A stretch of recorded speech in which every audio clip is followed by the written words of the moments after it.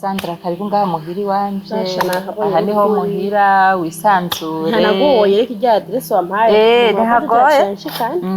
ntagoye cyane ari umuntu umenyereye aka gace haroroshe n'umubebe mwiza reka habona gute ege n'umwarabu asha sana nyina jewe nyine ubona sago hego twaye yose nyine abakobwa basa n'abayini suko hanyuma rero ikindi kintu nyamukuru ndakwamagaringa je nshakubwira ingene nanka Farhana nukuri ndamwanka ujya mugore naho nyoye umengo no haturira naho yemeye ngo mwene wanyu aze hajya ego yaravyemeye mugabo ugwanka usanzwe ndamwanka rurenzeko kandi sinzobura kumwanka ubuzima bwanje bwose ndamwanka nkamwangiriza musaza nje nawe urukunda mukunda urukunda akunda Farhana wiwe ntirubaho rufise imizi ngira ngo yokwira hamwe urugo rwose imizi gasanzara hirya no hino urukunda akunda Farhana rega shahu wumva mutoyi wanje azohava agira ijambo muri ryo rugo yo azorigira azobigenza gute aho ndi umugabo amukunda Farhana umugabo aramukunda mugabo jewe aho ndi jewe mushiki w'umugabo ndazi ico nzokora nzoca kubiti no kumabuye nduge manuke imisozi ndayiduge ndayimanuke ibiti ndavyurire ndabimanuke nzohemuka ari uko Farhana avuye hajya muri rujya rugo nukuri je ndagusaza ugerageze sinifuza yuko umutoyi wanje hava yahangaye ntibishoboka sinifuza yuko umutoyi wanje yobaho nabi nifuza yuko abaho neza abaho yidegemvya nawe agija muri rujya rugo kuko urumva wowe ukuntu amukunda atacu koze mutoyi wanje nta jambo reka kuvuga ko no kwicara nk'umukozi no kwicara uko jewe koko nkora akantu ndamufyondera akantu ahemuka avuye hajya na musaza nje azamwanka mwankirize yibagire yuko bigeze kuryama no ku gitanda kimwe genda gushikiye no kuzo batari je Safia ko ugiye kubikora jewe no kwindashimye cyane kandi nimba ari ikintu uzobukeneye ko gufasha jewe wabonye umushitsi umwanya wose kugenda gufasha gusa igikuru nuko mutoyi wanje hajya muri rya rugo agira ijambo ahabe mu mahoro ijambo gusa abavyarire ari mu mahoro ari mutekano azokwidagadura nifuza ko mutoyi wanje baho nabi azoba ari nk'ifi iri mu mazi rero ifi iri mu mazi ngene yidegemvya ikidegemvya azoba ari nka kurya nyene aho je uranezeye umuyakaja mu kanezere mutima hanumva umutima wanje hatekanye oyashira amazinda kujya mutoyo ndamuzi naramwirereye neza ndazi ko mukunda nawe neza cyane ayarezwe ndamwirereye umuntu atukana umuntu atandera afisa yubaha nkuko wubaha nukuri jewe umva amahoro je mutoyi wanje ndazi neza yuko uzovuga ati nagiye gusaba mu rugo utunganye wareze ndabyizeye niyo mpamvu rero uzoshaka cyose ko nta kibazo kuri ico gusa kuri ico uje Farhana ujya hasha musaza wanje witegure kumuheba uvyitegura iyo mizi nzoyirandura nzoyirima hirya no hino ico giti imizi yose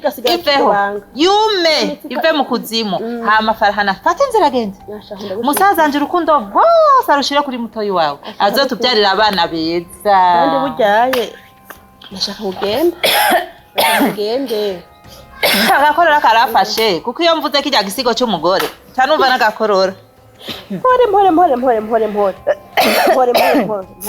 sha urumva rero atera umwaku ntiyobora gutuma nkorora mugabo reka ndakuzanira icyo ufata twayaze kera oya reka nzana reka nzana amazi urazi nzogaruka reka je ngende urako masage go ndindira basi ndaje naguherekeza Ego bwana Chita the magic. Ego. Ni hatari. Kama kirundi bavuga sinzi ngo munyagana mbwa muri bivuga. Kirundi bavuga ngo abakunzi ntibaherera mu bindi.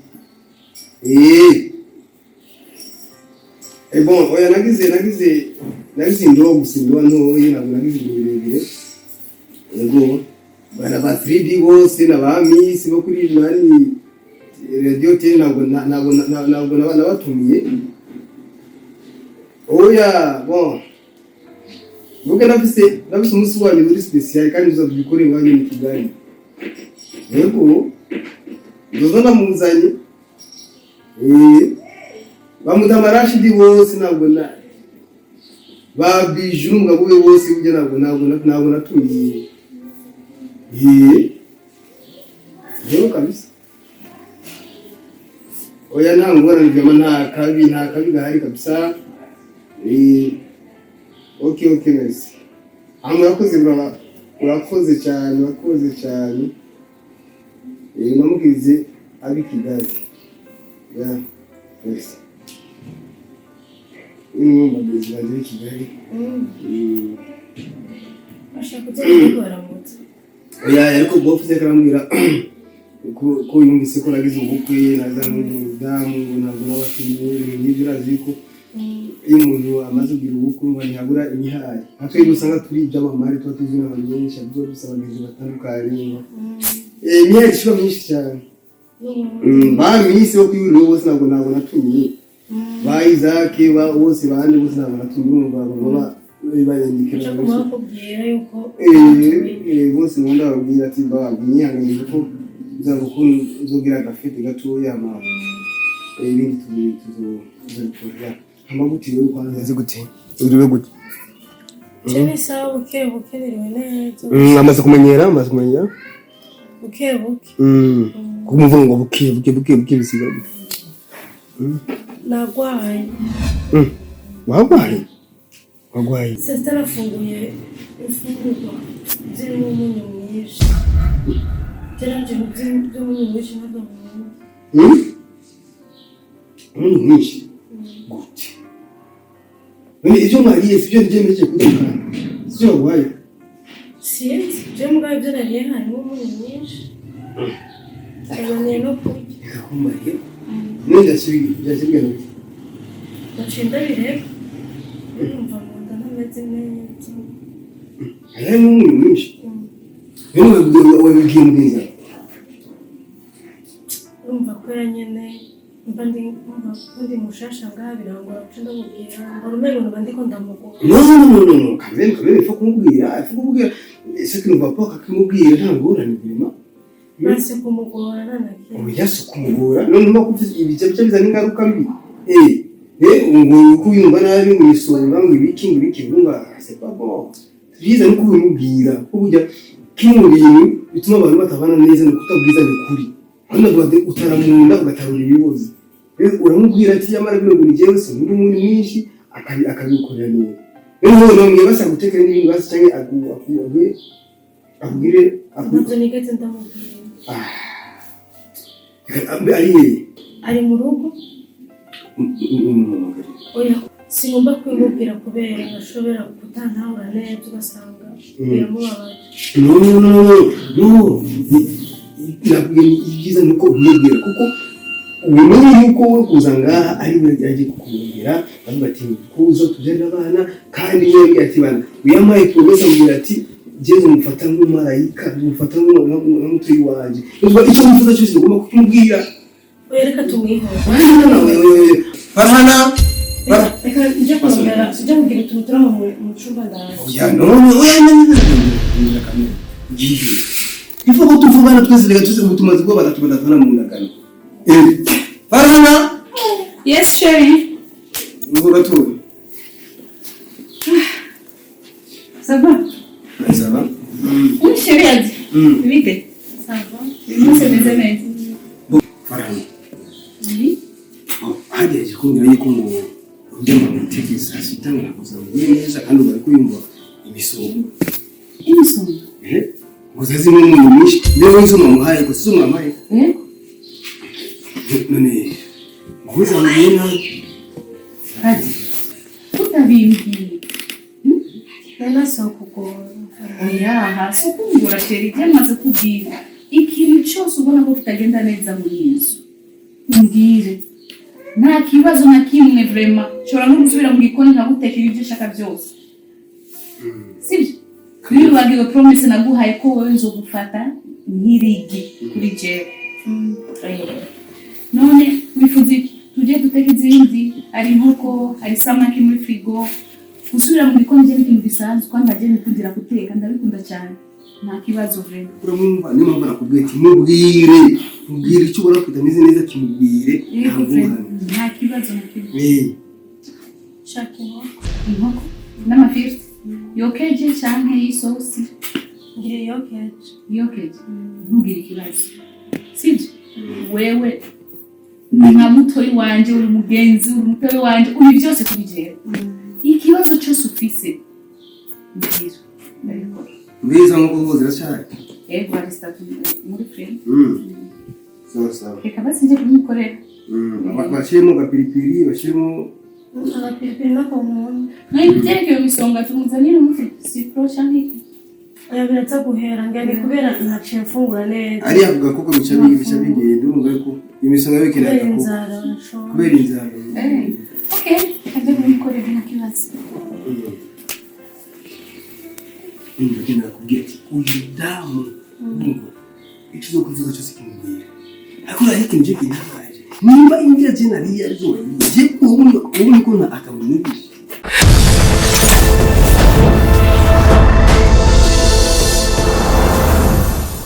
Gapo sabwe mabuja Be waruri he nakuravye inyuma ndakubura nariko ndakubura hati nyuma nari mvuze nti kuri inkoko muri frigo ushire mu mazi ucarire n'imbabura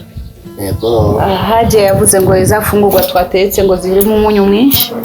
nshaka kumwokereza inkoko n'amafiriti yewe ati ngwiki ngo ari mu munyu mwinshi ariko je sinawumvise wowe wabyumvise naje ndakubaze biri mu munyu mwinshi urazi ukuntu yafunguye umenga amaze iminsi 3 ine atarya n'ikimenyamenya meruka kubona umuntu akombesha ururimi isahani mu bwana bwanje yaje arashiramo ururimi na wewe none databuja yigeze akubwira ko biri mu muntu wowe umuntu wikwegeye wizaniye we ndaposho vuga boro nawe umwotsi inzu icyo irasha oya aracyari mushasha mutahure kandi uriya n'umwana tuzewe mutahure gabo oya we gusage muri inkoko muri frigo tumutekera ibyo ashaka yavuze ngo ashaka amafiriti n'inkoko reka tumwokorere erega aracyari umushitsi kuyabone no wikwegeye wikwegeye oya birasa kumera neza nta kibazo wigenda gusukura inkoko muri frigo uncanire n'imbaho rero cyane ukuntu yafunguye umenga iwabo ntibari ubu niwe mbona niwe nyene ngeso oya igihari reka tumukorere iyo nkoko ngira ngo niwe yarashaka reka abarundi bazira ico babonye ama yabonye iri muri frigo avuga ati ni inyatari umunyu canke iyo piripiri canke ntijya biryoshe yarashaka inkoko ariko mama kugira hasi aho ngeze umubiri wanje wamaze gufyondekana n'itomate zashaye asigaye aho gupfa gusho genda muri genda tuyikure muri frigo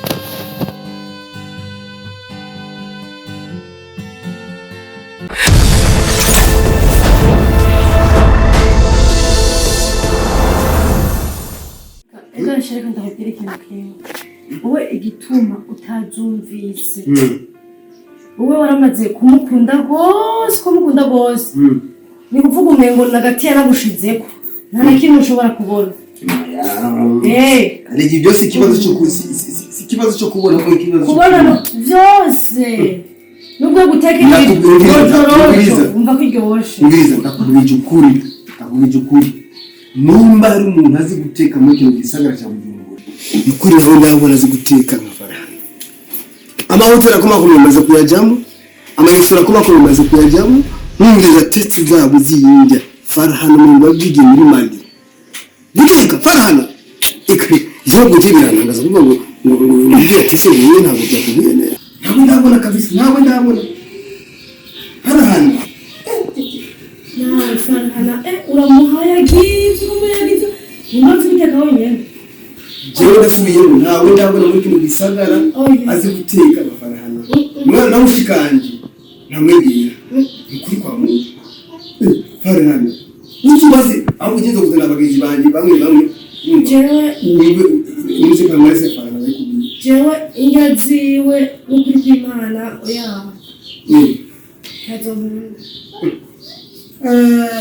yatetse ntabyazi guteka ntabyobunda cyangwa ushaka ko umuzenga kuja bari bazuzara gutekera oya jena hako jevye manu n'ukuri hako farana teka natuma nemera kekureka baje guteka kubera jenye zafana hano wapi atandukanye kabisa imana zirema kwinshi uramuhegeza umwanya wose farana oya mwamuru kwa farazi kuruzi oya mwamuru kwa farazi kuruzi ikintu cyitwa guteka neza basha itetero nawe wacha kugikunga gateka niyo uzovuga ati kumbere wowe musubira cyangwa nzamukina ndije ndagebya je umusobonye ntetse kora ndatetse muzoca umenya yuko farana na jewe dutandukanye ndabirindira umunsi ndaburindiri ndawurindira igishikaje numvuye umuntu azumva farana guteka amanje jewe umunsi ndaburindira ibintu bitonde apana umwanya wose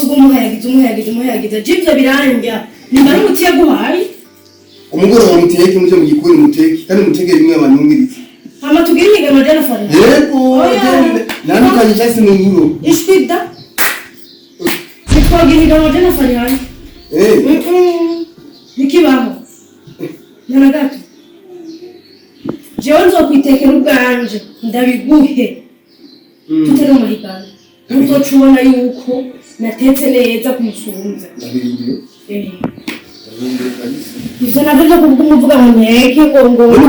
ndindira ngaba bakuzanire nkuko yawe oya ntandindira hari ugiye gukora mu cumba ndaje amafaranga nawe umwihoze nimba ari imiti yaguhaye je ntumbaze iyo miti uraraba uje kuyibwisha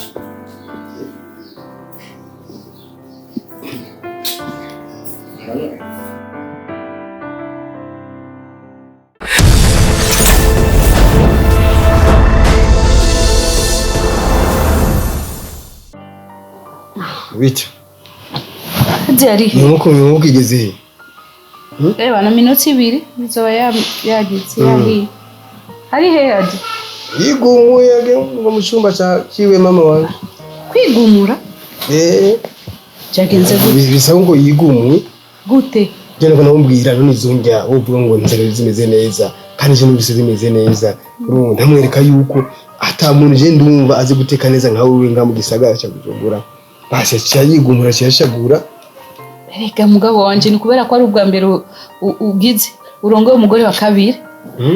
Nushobora guhayagiza undi mugore imbere y'uwundi nikibaho.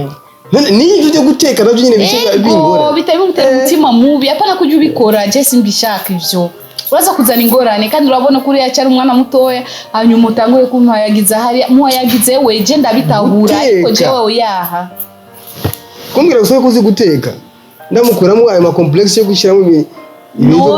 none nubona ko yigumiye byamubabaje genda rero mu cyumba umubemberetse yareka mbabarira genda mu cyumba umubemberetse wowe bizokunanira kare ubona rero ibyawe wembereze umuntu mu bintu bitafise umutwe n'amaguru ari ibindi bintu sheri uje wicisha bugufi kubana n'abagore babiri se ikintu cyoroshe ama stress nkayi niyo jina nta urashaka nta ma stress ahari ahubwo ni kumenya gusa ukuntu bigenze ama stress yagiye mbona umengo agira tangure oya wowe bifata nabi suko bimeze kuko nivyumvikana ibintu bito nkibi urumva jewe ingorane ifise nuko kubinjyaje je byarananiye nashaka kunyumvisha yuko wowe utazi guteka yuko injyango zibishe nzi yuko uri gihanga mu guteka reka rero nkuje navuze ni namubwije ukuri tina muntu jewe ndumva azi guteka na farahana muri kino gisagara nawe ndumva amahoteli ama restaurant namaze kujyamo na commandinga mugabo nawe ndumva none ico kibi kibazo uvuga gusa ukuri nkuko kibi kibazo reka nkubwire reka rero nyumva neza nkubwire ikintu kimwe iyo umuntu umaze kurongora umugore wa kabiri uko twari tumeze je nawe umuhayagiza buri mwanya amasaha yose suko bigomba kugenda umviriza rero ngoma kugutuka turi mu cyumba mbwira uno munsi Farhana watese neza ibintu byari biryoshye meze neza turi babiri turi kumwe turi batatu ntagire icyo uvuze ukatubwira twese ngo ndahajya akora iki ngo Farhana akora iki abagore banje mwese muri beza mukora ibi n'ibi ukaduhayagiza twese hamwe ariko icyo kintu cyo kumuhayagiza imbere yiwe jewe kandi ubona ko ari mushasha kiza ahita abona ko nkunda kumusumba kandi atari byiza Jibyo nabyo shaka ndamuhayagize abone ko ndamukunda we kugusumbya wewe nta kibazo kuri jewe kambabarira shaka kibazo sheri ndiko ndamwica mu mutwe wewe ndiko ndamwica mu mutwe atabone kukubwira kugusuzugura ibyo byo gusuzugurana si byiza je ngomba rero kumuvura ndamuvure mu mutima wiwe nuko yakurikiza jewe ntazohengesha kukubwira ati wewe ntuzi yakoze ikintu cyiza nikumuhaya nubona nk'ubu unyari mu cyumba nuzi ibyo ariko akora nimba ariko ararira nimba yashavuye basi ndagusabye nk'umugabo wanje kubwanje genda umubembereze oya babarira kabisa je ndumwe ngo icyo si ikintu gikomeye je notangura kuja ko ngo ndangure kubembeza ibyo mbembereza sheri twe turacyari mu wewe genda umukorera iyo nkoko byose arabyibagira iyo misonga afise ibyo biki akenda kuvuga koko genda ukumye neza ucumuzanira akaje aca twenga nabindi nibyo ubona je ngiye kumusanga mu cyumba cyiwe genda mumubwira akajya mubembereze ku bwawe courage genda courage ariko ibyo uko yakora sibyo nakazi kawe okay teka mushiriyo nkuko yi ama stress nkaya jewe hakukoze kose ngo nikosa hakukoze ngo nikosa abagore babiri sawa